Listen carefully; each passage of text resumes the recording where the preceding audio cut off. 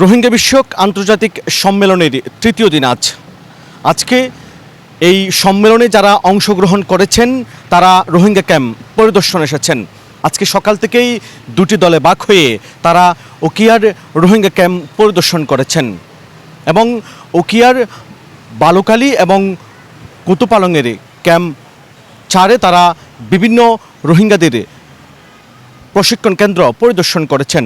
এর মধ্যে WFP পরিচালিত একটি ই-ভাউচার আউটলেট অর্থাৎ রোহিঙ্গাদেরকে যেখান থেকে খাদ্য সরবরাহ করা হয় সেটির একটি কেন্দ্র তারা পরিদর্শন করেছেন এবং এই প্রতিনিধি দলে যারা অংশগ্রহণ করেছেন তাদের মধ্যে রয়েছেন জামায়াত ইসলামীর সাধারণ সম্পাদক মিয়া গোলাম ফারোয়ার এবং এবি পার্টির সাধারণ সম্পাদক ব্যারিস্টার ফওয়াদ এবং গণ অধিকার পরিষদের সাধারণ সম্পাদক রাশেদ খান, তাদেরকেও দেখেছি। অন্যদিকে এই প্রতিনিধি দলে দেশি বিদেশি অনেক সংস্থার যারা রোহিঙ্গা বিষয়ক প্রতিনিধিরা রয়েছেন তারাও এখানে ছিলেন এবং রোহিঙ্গা বিদেশি নাগরিক তারাও এই সম্মেলনে অর্থাৎ এই সফরে অংশগ্রহণ করেছেন।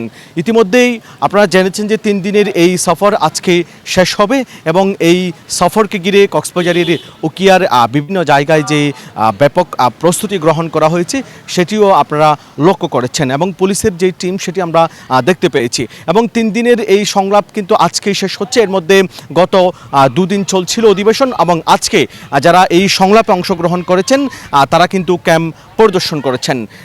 দুটি দলে ভাগ হয়ে তারা ক্যাম্প পরিদর্শন করেছেন, রোহিঙ্গাদের সাথে কথা বলেছেন।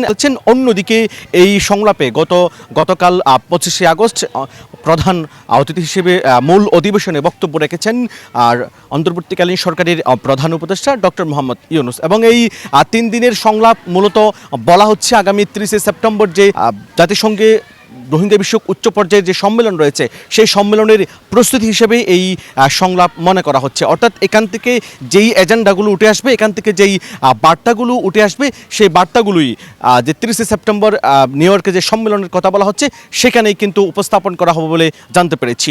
অন্যদিকে 6 ডিসেম্বর কাতারের দোহাইয়ে রোহিঙ্গা বিষয়ক উচ্চ পর্যায়ের আরও একটি সম্মেলন রয়েছে। সেসব সম্মেলনগুলোর প্রস্তুতি হিসেবে এই সংলাপ মূলত আয়োজন করা হয়েছে। অর্থাৎ এই সংলাপে রোহিঙ্গারা অংশগ্রহণ করেছেন এবং 40টিরও বেশি দেশের রোহিঙ্গা বিষয়ক যারা প্রতিনিধি রয়েছেন তারা অংশগ্রহণ করেছেন এবং বাংলাদেশে নিযুক্ত 10টি দেশের রাষ্ট্রদূতরা এই সংলাপে অংশ নিয়েছেন। অর্থাৎ এই পুরো সংলাপে যে বার্তাগুলো উঠে আসবে, যেই বিষয়গুলো উঠে আসবে সেই বিষয়গুলো 30শে সেপ্টেম্বর জাতিসংঘের যে রোহিঙ্গা বিষয়ক উচ্চ পর্যায়ের সম্মেলন রয়েছে সেই সম্মেলনেই উপস্থাপন করা হবে এবং গতকালকে এই সংলাপে অংশগ্রহণ করে প্রধান উপদেষ্টা 7টি দফা প্রস্তাব করেছেন। যেই রোহিঙ্গাদের যে সমস্যা সংকট সেই সংকট সমাধানের জন্য তিনি 7টি দফা প্রস্তাব করেছেন এবং এই 7 দফা বাস্তবায়নে বিশ্ব সম্প্রদায়কে বাংলাদেশ সরকারের পাশে চান প্রধান উপদেষ্টা। কক্সবাজারের উখিয়ার রোহিঙ্গা ক্যাম্প থেকে শামীমুল ইসলাম ফয়সাল, কালের কণ্ঠ।